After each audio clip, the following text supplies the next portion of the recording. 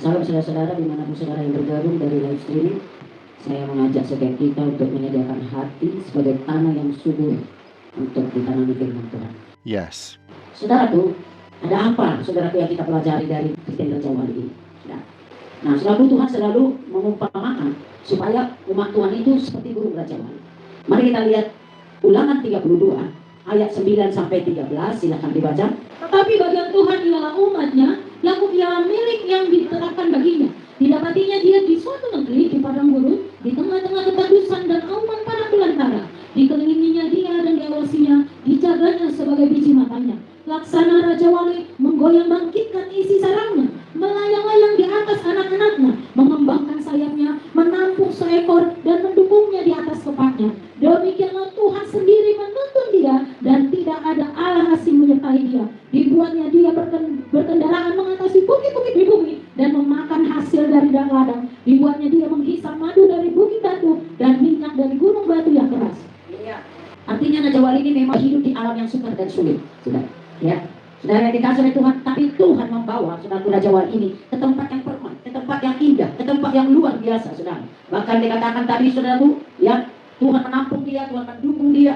Masalah atau kesebaran itu adalah proses, dan proses itu adalah step atau langkah untuk mencapai puncak keberhasilan. Ada amin. Dan Tuhan mendapatkan umatnya ini dari padang gurun, dari tempat-tempat tandus, saudara. Ya, artinya saudaraku, memang dunia ini saudara adalah tempat yang tandus dan tempat padang gurun.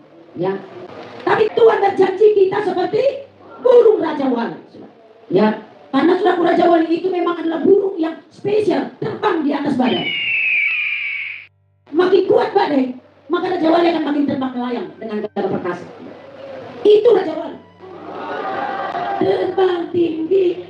Raja Wali di atas segala persoalan hidupku, yang aku percaya satu bersama dia, tiada yang mustahil lagi. Oke, saudara, dikatakan di sini memang Raja Wali itu adalah burung yang memang spesialisnya terbang di atas persoalan. Demikian Tuhan merancang saudara jadi anak-anaknya adalah saudara berada di atas persoalan. Katakan amin. Itulah makanya Tuhan panggil saudara. Tadi sebelum Tuhan memanggil Raja Wali itu, dia di mana? Di padang gurun, di tempat-tempat tandus.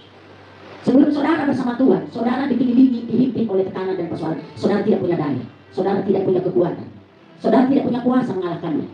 Saudara ditindas persoalan ekonomi, saudara ditindas persoalan dunia ini, saudara ditindas oleh saudara pikiran yang kacau. Tapi kenapa Raja Wali itu menjadi tempat tinggi? Dia diambil Tuhan dari tempat tandus itu. Tuhan berkata, seperti burung Raja Wali dari tempat-tempat tandus dan padang gurun, begitu aku mendapatkan umatku. Jadi saudara didapatkan dari tempat tandus, tapi tidak dibiarkan. Saudara diproses, saudara digoncang, saudara diizinkan menghadapi kondisi-kondisi, dan Tuhan sedang membentuk saudara di situ. Tuhan memperkuat iman saudara, Tuhan melatih pengalaman saudara, supaya saudara bergantung dan bersandar bersama Tuhan. Amin. Kekuatan Raja Wali itu karena dia bersama Tuhan. Yes. Maka firman Tuhan memperlengkapi kita menjadi Kristen Raja Wali. Ayat 39, 27, 28. Silakan. Atas perintahmu kan Raja Wali terbang membumbung dan membuat sarangnya di tempat yang tinggi. Ia diam dan bersarang di bukit batu, di puncak bukit batu dan di gunung yang sulit didatangi. Dari sana dia mengintai mencari mangsa, dari jauh matanya mengamati. Anak-anaknya menghirup darah, dan di mana ada yang tewas, disitulah dia. Perhatikan apa yang dikatakan. Dia itu burung yang bersarang di tempat yang tidak terjangkau. Sebenarnya saudara tidak bisa dijangkau oleh tekanan, tidak bisa dikalahkan oleh masalah. Itu saudara yang sebenarnya. Nah, saudaraku, ini di sini kunci. Yang pertama, kata kuncinya adalah pikiran. Amsal 23 ayat 7 berkata, apa isi pikiran saudara tiap hari? Itulah saudara. Pikiran adalah tempat dalam diri manusia yang bisa diisi 12.000 perkara. Entah karena putus cinta, entah karena khawatir akan hari besok, entah khawatir micin, entah persoalkan anak, entah pokoknya 12.000 jenis. Bayangkan ganasnya pikiran manusia. Ya. Pikiran dalam diri saudara itu adalah tempat yang paling saudara harus rawat, handle dan kuasai. Karena Alkitab berkata, sebagaimana seseorang berpikir, begitulah orangnya. Dan itu terbagi 3. Satu, itu berasal dari Tuhan. Pikiran itu bisa bersumber dari Tuhan. Dan itu tergantung dari firman yang saudara bisa dengar dan saudara miliki. Pikiran yang pertama itu menghidupkan, itu membawa kepada hidup kekal, memberikan damai sejahtera, memberikan kebebasan, memberikan sukacita, dan memberikan ketenangan. Itu pikiran yang pertama, buah pikiran yang bersumber dari firman Tuhan. Ya, makanya kita berkata, perhatikan caramu mendengar. Ya, ada orang ketika firman dia tidur. Dan yang kedua, buah pikiran yang kedua yang 12.000 jenis tadi. Dari masa lalu, dari diri sendiri, dari emosi. Bisa dari masa lalu saudara yang menyakitkan. Saudara, itu yang kedua, dari diri sendiri. Manusia pada dasarnya lebih ingat yang menyakitkan daripada berkat Tuhan. Dan yang ketiga yang paling mengerikan adalah yang bersumber dari iblis. Oh my God. Apa itu contohnya? Suara-suara dusta, intimidasi. Kata-kata yang berkata kau tidak layak, yang mana pun kau gak bebas. Udah lakukan aja, tonton lagi yang najis, tonton lagi. Ayo, gak akan bisa kau berhasil, sudah. Kalau saudara sempat menerima, dia akan tambah dengan yang lebih kuat. Dia akan dorong saudara menjadi putus asa. Itu suara-suara iblis. Intimidasi, intervensi. Ya, saudara yang dikasih oleh Tuhan, yang harus kita terima adalah suara dari Tuhan. Katakan amin. Lawan setiap benih pikiran yang salah dengan ayat tertulis. Let's go. Lawan semua kebohongan dengan kebenaran. Katakan amin. For as he thinks in his heart, so is he. Artinya, sebagaimana seseorang berpikir, begitulah dia. Markus 7, 21, 22. Silakan. Sebab dari hati orang timbul segala pikiran jahat, percabulan, pencurian, pembunuhan, perzinahan, keserakahan, kejahatan, kelicikan, hawa nafsu, iri hati, hujat, kesombongan, kebebalan. Makanya orangnya seperti itu. Karena apa? Itu timbul di pikirannya. Pak Coyogi berkata, banyak orang Kristen udah beribadah bertahun-tahun tapi tidak berubah. Ekonominya tidak berubah, karakternya tidak berubah, kerohaniannya tidak berubah, kehidupannya tidak berubah. Kenapa? Karena pikirannya tetap pikiran yang tidak diperbaharui. Alkitab berkata, sebagaimana kau berpikir, begitulah kau. Kita semua adalah pemenang. Bahkan kita lebih dari pemenang. Kita telah diberi kuasa, yaitu kuasa apa? Kuasa Roh Kudus, kuasa firman Tuhan, dan kuasa dalam nama Yesus. Satu-satunya kuasa yang iblis miliki dalam diri saudara hanyalah sebatas yang saudara berikan kepada iblis lewat pikiran saudara. Apa yang kau pikirkan tiap hari, Senin sampai Sabtu? Apakah pikiranmu kau sejajarkan dengan firman? Apakah pikiranmu selalu dipenuhi dengan emosi, amarah, kebencian, sakit hati? Apakah kau terima intimidasi, suara dari iblis yang menekan kau? Supaya kita bisa menerima pikiran yang benar. Nomor 1, bangun fokus yang benar. Jangan hanyut ya, hanyut mengikuti apa kata arus ya. Meskipun ekonomimu tidak mendukungmu, karena engkau sudah percaya Yesus, engkau sudah menjadi manusia yang luar biasa.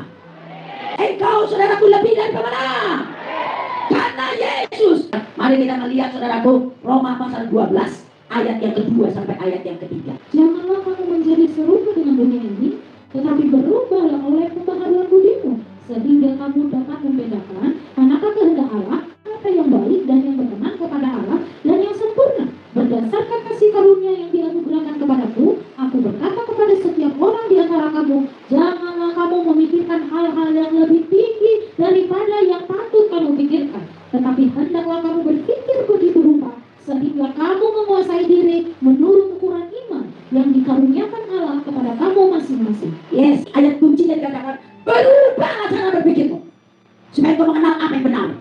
Jangan hanyut dengan cara berpikir dunia. Bangun fokus yang benar, karena pikiran manusia akan mengikuti fokus yang dia miliki. Jadi kalau fokusmu benar, engkau akan mengikuti, pikiran akan ikut fokus itu. Pikiran akan semakin sepakat dengan fokus itu. Katakan amin. Jangan overthinking. Ya, jangan memikirkan hal-hal yang lebih jauh. Ya, arahkan pikiran kepada pikiran sederhana. Suara yang Anda setujui tiap hari akan menentukan masa depan Anda. Perhatikan. Yang kedua, tawan pikiranmu kepada Kristus. Kembalikan kepada firman Tuhan pikiran saudara. Kalau pikiran saudara sudah cabul, kembalikan kepada firman. Kalau pikiran saudara sudah putus asa, kembalikan kepada firman. Korintus 10:5 demikian firman Tuhan. Kami mematahkan setiap siasat orang dan merubuhkan setiap kubu yang dibangun oleh keangkuhan manusia untuk menentang pengenalan akan Allah. Kami menawan segala pikiran dan menaklukkannya kepada Kristus. Yes, taklukkan pikiran saudara kepada Kristus. Katakan amin. Kenapa kita harus menaklukkan pikiran kita kepada Kristus ini? Karena di dalam diri kita ini ada pemberontakan, ada kebebalan, ada supaya hidup mengikuti kepuasan daging. Makanya kan bilang, taklukkan, tawan pikiranmu kepada Kristus. Karena Kristus adalah sumber kepuasan dalam hidup ini. Mari kita baca dulu ayatnya. Markus 7 ayat 37 demikian firman Tuhan.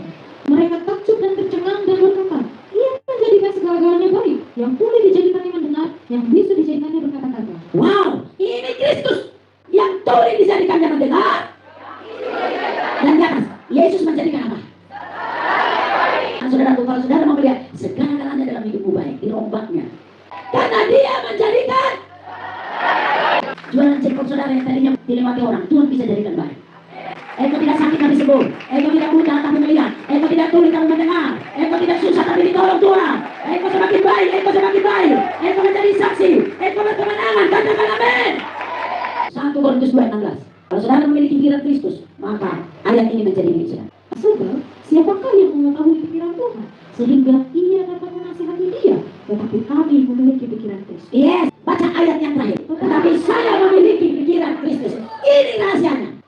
No matter what, serusak apapun keadaanmu, seruit apapun persoalanmu, sederbelenggu apapun engkau, sekuat apapun ikatan iblis dalam hidupmu, kalau engkau mau Tuhan membuat segala-galanya baik, engkau harus memiliki pikiran Kristus. Amin. Pikiran Kristus adalah firman Tuhan. Pikiran-pikiran firman itu sederhana, tidak ruwet-ruwet. Contoh, Mazmur 37 ayat 4. Silakan dibaca dan dipersiapkan. Dan bergembiralah karena Tuhan, maka ia akan memberikan kepadamu apa yang diinginkan hatimu. Selindah ini. Siapa di sini yang tiap hari punya keinginan? Oke, ya, mau dulu berkata, minta perkara-perkara besar karena Tuhan yang besar. Tuhan luar biasa besar. Amin. Dan dia bilang apa? Bergembiralah karena Tuhan, maka ia akan memberikan kepadamu apa yang diinginkan hatimu. Lanjut, yang terakhir sekali. Apa pikiran Kristus lagi? Filipi 4:8. Jadi akhirnya, saudara-saudara, semua yang benar, semua yang mulia, semua yang adil, semua yang suci, semua yang manis, semua yang sedap didengar, semua yang disebut kebajikan dan patut dipuji, pikirkanlah semua yang itu. Ini harus saudara isi di pikiran saudara. Benci sama suami, pikiran benar tidak? Kesal sama tetangga, pikiran benar tidak? Tuhan bilang, jadi akhirnya saudara-saudara, lanjut. Semua, bukan sebagian, apa? Semua yang benar, semua yang mulia, semua yang adil, semua yang suci, semua yang manis, semua yang disebut didengar, semua yang disebut kebajikan dan patut dipuji, itulah pikirkan. Jadi kalau ada pikiran-pikiran negatif, pikiran-pikiran yang kotor, singkirkan. Apa yang kau imankan itu ucapkan. Amin. Bergembira karena Tuhan maka dia berkati. Amin. Tuhan